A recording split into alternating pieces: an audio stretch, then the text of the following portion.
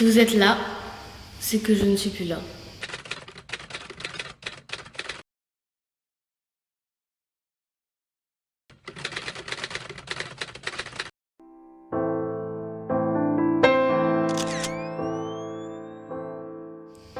La rencontre. Le plus beau jour de ma vie. Au début, il était gentil, attentionné, possessif mais sans plus.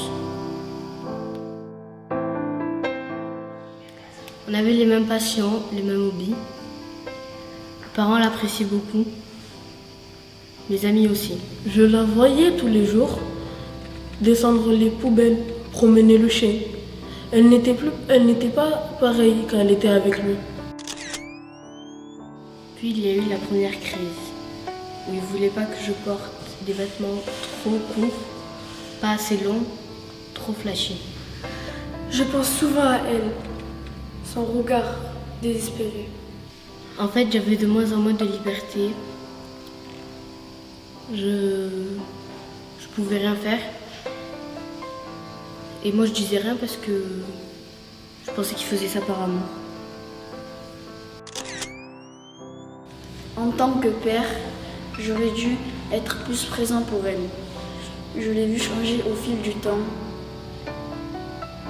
J'étais impuissant.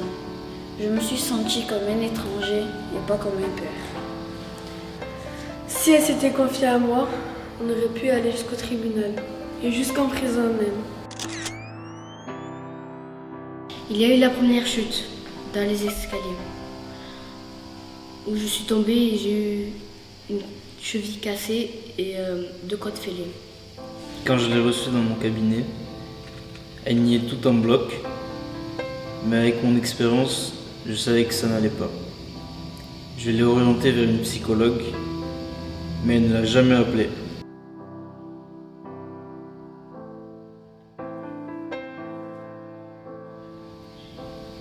J'aurais dû protéger ma fille. Ce jour-là, je suis allée lui parler pour lui dire d'arrêter. Je l'ai menacé d'aller voir la police. Il m'a insulté, il m'a dit de m'occuper de mes affaires. J'aurais dû aller voir la police. Il s'est excusé plein de fois. Il a pleuré, il s'est mis à genoux. Je l'ai incité à porter plainte, mais elle m'a menacé de changer de médecin si je continuais à accuser son conjoint. Il a tout fait pour que je lui pardonne. Et il m'avait l'air sincère dans ses paroles. Donc je lui ai pardonné. Il m'a dit qu'il m'aimait, qu'il ne recommencerait plus. Et je l'ai cru. La chute, l'hématome, la gifle, ça a été déjà trop. J'aurais dû l'empêcher de lui faire du mal. Les insultes, les humiliations, tous ces mots durs qui ont pu me blesser. C'était déjà trop tard. J'aurais aimé réussir à la convaincre, aimé. Mais je n'ai pas réussi. Je n'ai pas réussi à lui poser des limites. J'ai pas réussi à lui dire stop. Peut-on frapper par amour? Peut-on humilier par amour? Peut-on rabaisser par amour? Peut-on détruire de l'intérieur par amour? Parfois, je crois l'entendre descendre les escaliers. Si vous êtes là, c'est que je ne suis plus là. Mais elle n'est plus là.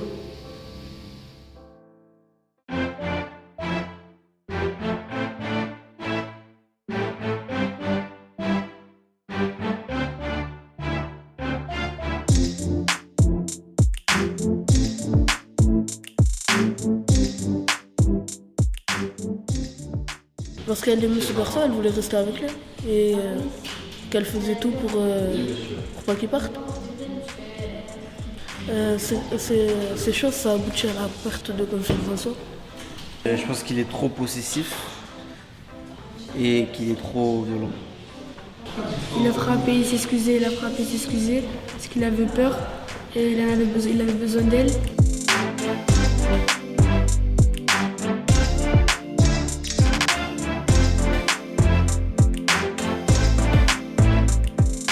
C'est grave parce qu'il la prive de tout. C'est-à-dire de voir ses amis, de bien s'habiller au travail, d'être joyeuse et de sortir. En fait, elle voulait pas en parler parce qu'elle aimait trop. Et comme elle aimait trop, il pouvait par exemple, il pouvait jouer avec elle. Peut-être qu'il aimait, c'est pas sûr, parce qu'il a frappé. Elle devait penser qu'il aimait tellement que du coup elle obéissait à ses soeurs et ça a mal terminé. Non, on ne peut pas frapper par amour. C'est pas bien. Ça raconte d'aimer une personne et pour la frapper. Au final, ça sert à rien.